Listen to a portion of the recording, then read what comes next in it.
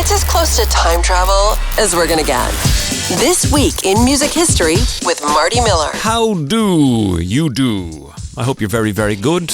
My name is Marty and welcome to the little podcast. In less than 10 minutes, we will time travel through the week of June 1 until June 5th. This week, the brilliant Ronnie Wood, now of the Rolling Stones and Faces, turns 79. But he likes to think about 75. In 1975, that was my opening gig, yeah. That was really, I said, come on, throw it at me, whatever you've got. Phil O asked a very important question this week. Is there anybody here with any Irish in them? And a New York to London trip to replace just one word and then back to New York for Ray Davies. C-O-L-A-Cola. It's as close to time travel as we're gonna get. This week in music history with Marty Miller. All right, we'll start in 1968 this time when Simon and Garfunkel were number one on the US singles chart with the tune Mrs. Robinson. That, of course, was featured in the Dustin Hoffman and Anne Bancroft film The Graduate. Oh, to this day, I still love that saucy laugh. For God's sake, Mrs. Robinson. Here we are, you got me into your house, you give me a drink, you put on music, now you start opening up your personal life to me and tell me your husband won't be home for hours. So? Mrs. Robinson, you're trying to seduce me. Aren't you? 1971 this week, the two-room shack in Tupelo, Mississippi, where Elvis Presley was born on January 8th, 1935, was opened up to us as a tourist attraction. And you can take pictures in here if you want to. All right. The house is original, and it's on the original site it was built. Ronnie Wood's birthday this week. He's going to be turning 79, and here he is talking about joining the Stones back in 1975, right? Well, it was a fragile ship when I joined, you know, because they'd been through many ups and downs, and there was a kind of a grey cloud. Even though I knew the music, I'd never actually played the songs. So at Montauk, Keith and I hardly slept, and we kept going through the songs, and he was hitting me, okay, all down the line, here we go, and all these songs going through my head. And on June the 1st in Baton Rouge in 1975, that was my opening gig, yeah. That was really, I said, come on, throw it at me, whatever you've got. Meanwhile, this week in 1976, Wings set a new world record when they performed in front of 67,100 fans in Seattle, the largest attendance for an indoor crowd at the time. Here we go.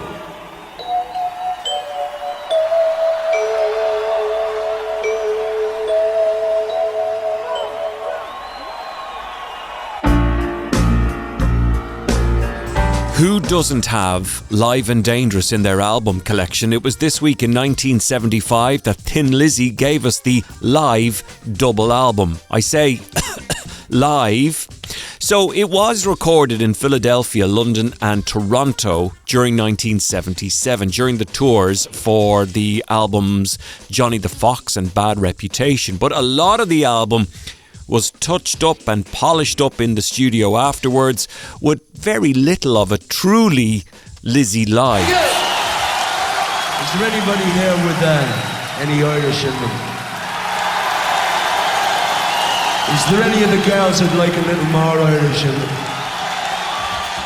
More Rolling Stones stuff this week in 1989. Weird. 52-year-old Bill Wyman marries 19-year-old Mandy Smith.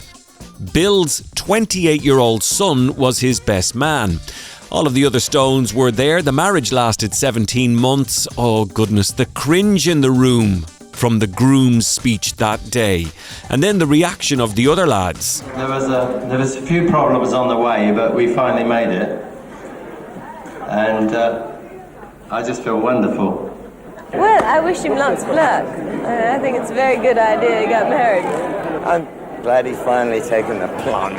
1967 this week, Light My Fire was released in the States by The Doors, where it went on to become a number one single 2 months later. It was the absolute hit of the Summer of Love that year in the States. Doors keyboard player is Ray Manzarek. It's definitely a bop.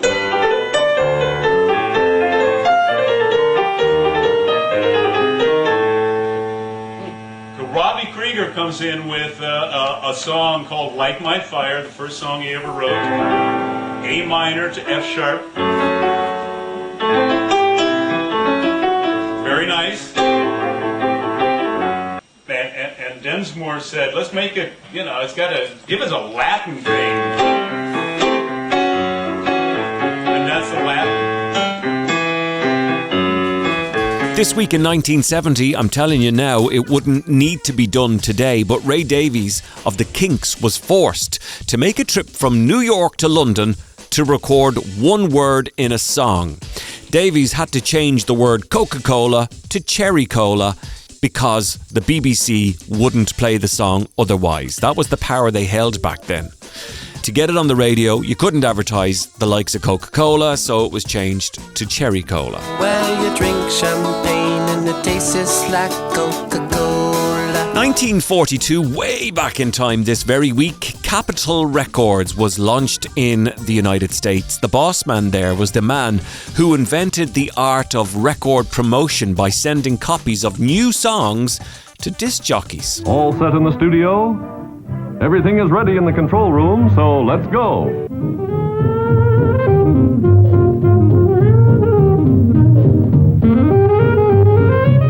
This might be the third try or the 23rd. The orchestra stays at it, playing the number over and over until Capitol's recording director is satisfied it's letter perfect. This week in 1977, the Jam's debut single, In the City, made it into the top 40 of the UK singles chart. Here's Paul Weller. It's either divided up into like heavy metal dirge or nonsense disco music, or otherwise it's like all the so-called new wave groups are just doing exactly the same things all the previous bands used to have done.